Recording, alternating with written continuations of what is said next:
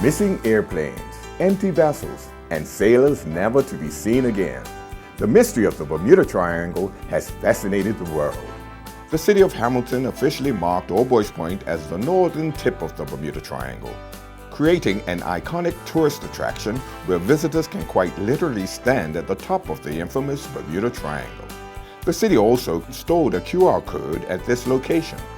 Parkgoers can now scan their phones over the code to watch an informative video about the origins of the Bermuda Triangle and learn about some of the possible explanations for the seemingly unaccountable disappearances which have happened within its waters.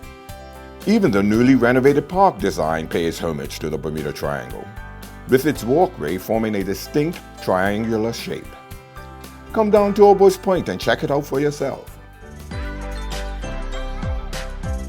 Hamilton, Bermuda at its best.